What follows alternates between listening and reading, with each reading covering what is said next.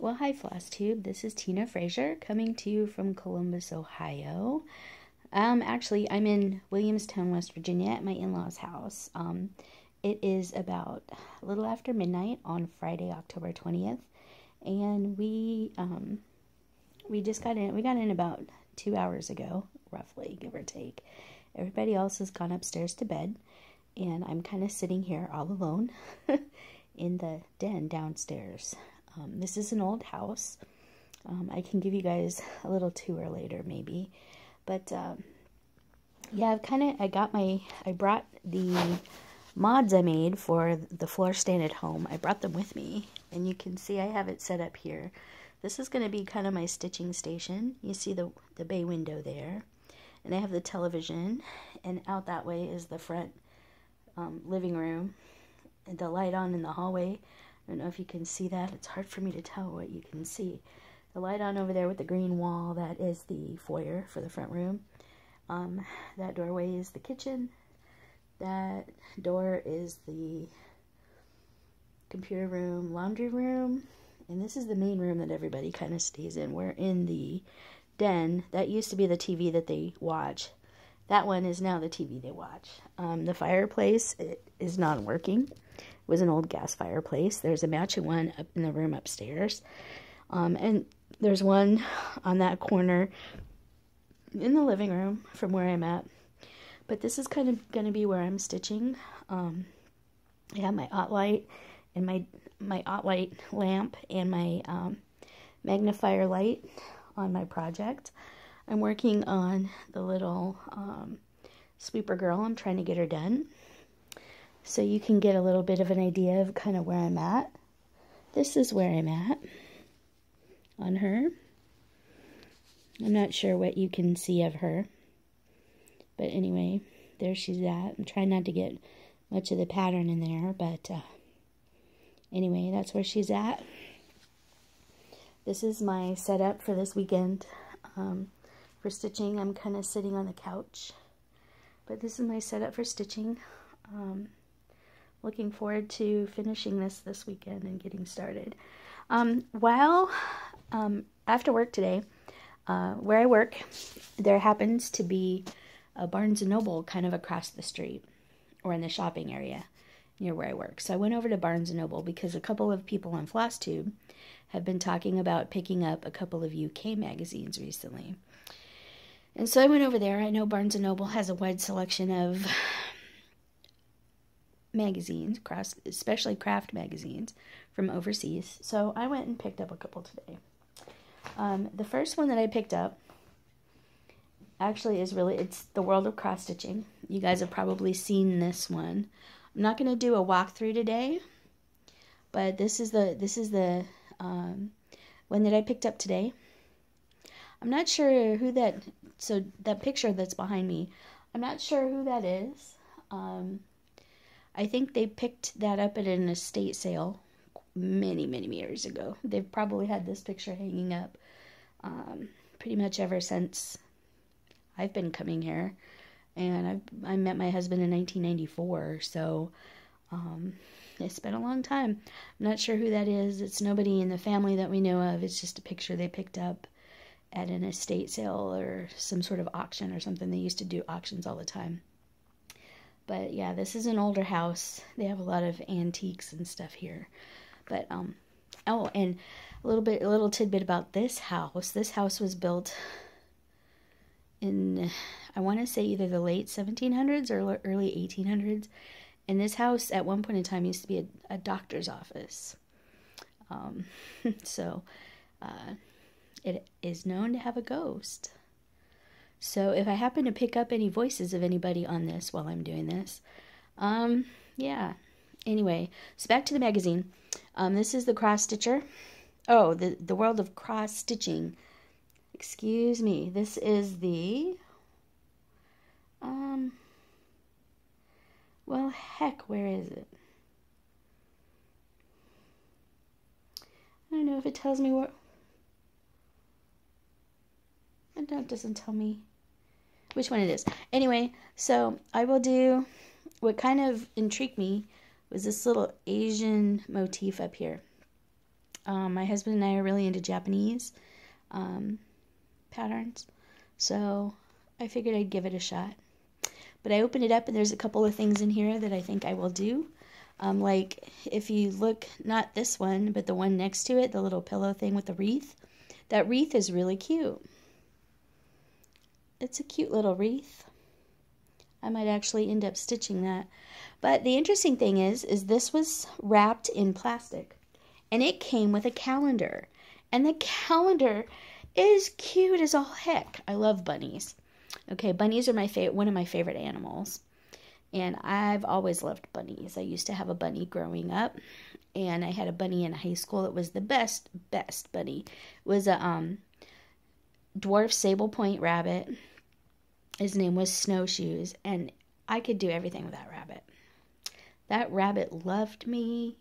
And it would sit with me when I was doing my homework. I could lay on the ground and it would crawl all over my back and lay on my back and just sit and lay with me. That bunny loved me to death. So I've always liked bunnies, but in the World of Cross Stitch magazine, I got the Bee Bunny calendar.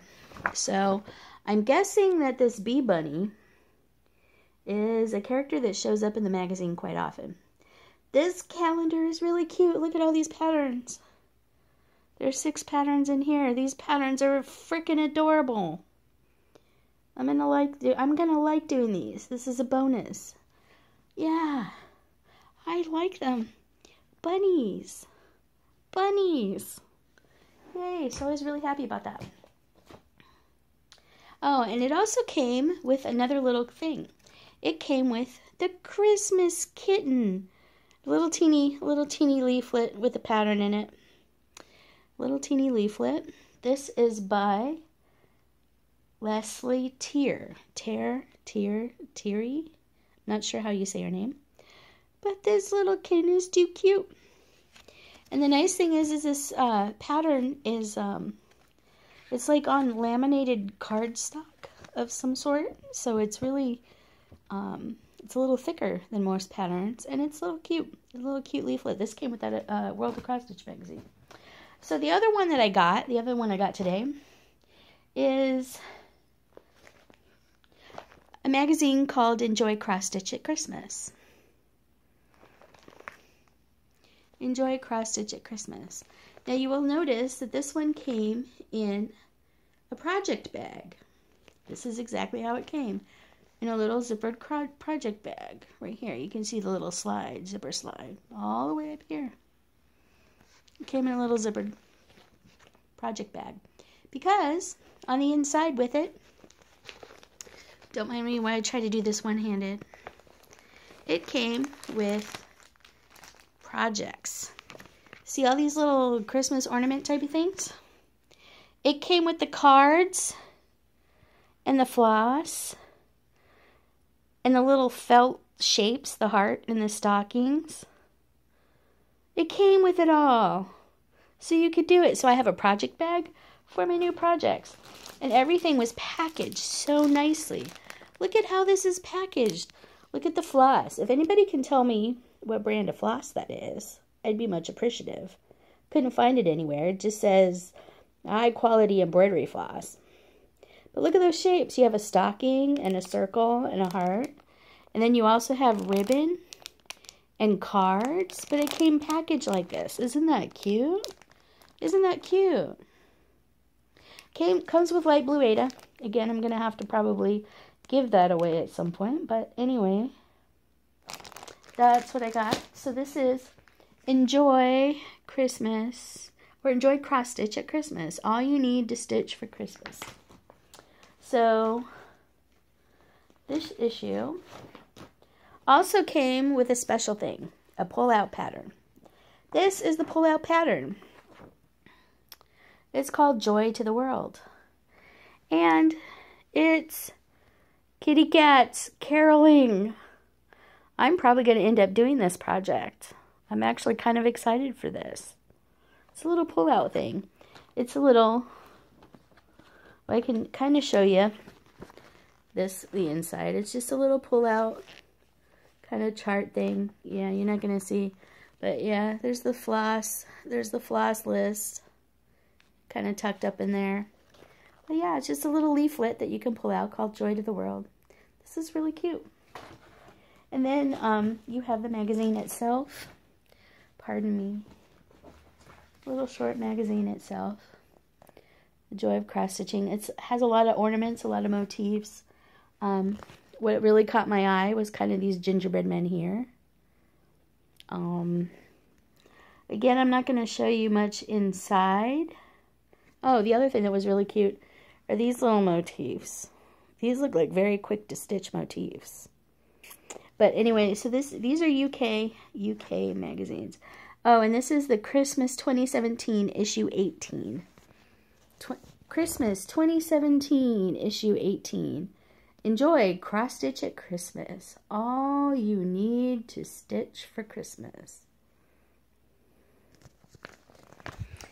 I'll do flip throughs for the magazines later, so I have a chance to cover up the patterns. But anyway, that's about all I have. Other than the fact that I'm going to be spending the weekend stitching on my thing. Oh, the other thing I wanted to show you too is I actually did make the change to the floor stand. There goes my floss. If you can see here, I actually replaced the carriage bolts that I was using on them. Sorry, I'm trying to reposition this in selfie mode. I replaced his carriage bolts with the dowel rods. I got a 5/8 dowel rod. Cut two 2-inch pieces off of it. This thing is a 1/2 inch, so this leaves 1.5 inches length right here. So when I stick my whatever project I'm working on here, you know, these little dowel rods will kind of hold it onto the frame and make it work like that for me. So I did get the dowel rods replaced. That way I have no worries about the threads on the carriage bolts wrecking any fabric or anything like that. But this is my modded frame. You can see I have it clamped in there pretty good. I'm probably going to end up changing this out too. I'm probably going to, let me see if I can get in here. But I'm probably going to take this, there's a hole right here that I put in there. But I'm probably going to make 2 more holes so I can drop the clamp way off and put these bolts through this part just to make it a little more secure in there. Oh, and another thing I'm going to do, I have this wing net thing, a wing net chuck, I guess is what you would call it. And I don't know where I got this. I don't know where I got this, where I got the idea from this. This is, I think, my 2nd or 3rd one that I've had. I had one that I bought somewhere. I forget where I bought it.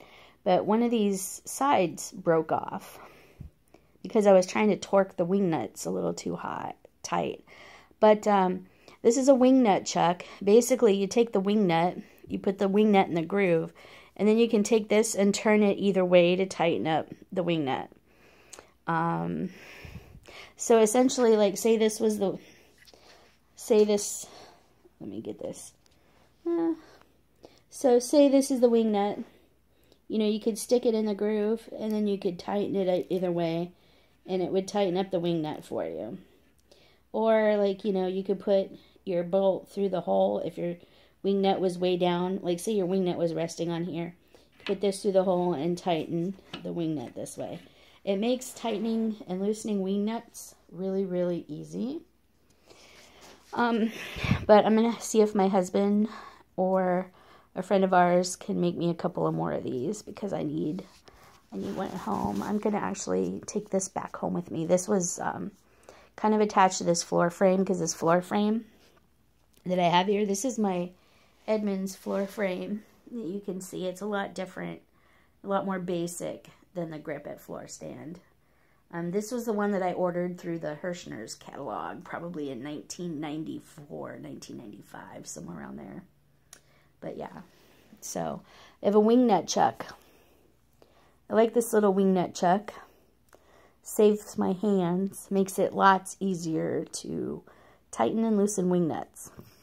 But essentially, you stick your wing nut, the little wings of the wing nut, in the groove, and then you can loosen or tighten by spinning this around, and it works wonders. Wing nut chuck. So if your stands or any of your floor frames or scroll frames or any kind of thing that you're using has wing nuts, I recommend getting a wing nut chuck. This appears to be about 1 inch wide, 3/4 of an inch thick, probably about 3 inches, 2 to 3 inches long, with a fairly deep groove. Has a fairly deep groove in it, so you can get the wing nut wings in there. The groove is fairly wide. I put a piece of ribbon on it so it can hang real easy. But the, and then I'm not sure how big this hole is, but this hole is quite big. Like, I can almost stick a finger. Yeah, see, I can stick my pinky. You can see my pinky sticking, kind of sticking through the hole. You can see my pinky is kind of sticking through the hole, but I can stick my pinky in there, and it's not real tight. So that's a pretty big hole. Wing nut chuck. I recommend wing nut chuck. Wing nut chucks are fun. It's fun to say. A little tongue twister there. Anyway, so that's about it for tonight. I'm gonna try and get some stitching, probably about half-hour stitching before I head to bed, and that's it. So anyway, I will let you go for now. It's about 20 after midnight, so I will let you go for now, and that's about it. Happy stitching. Enjoy.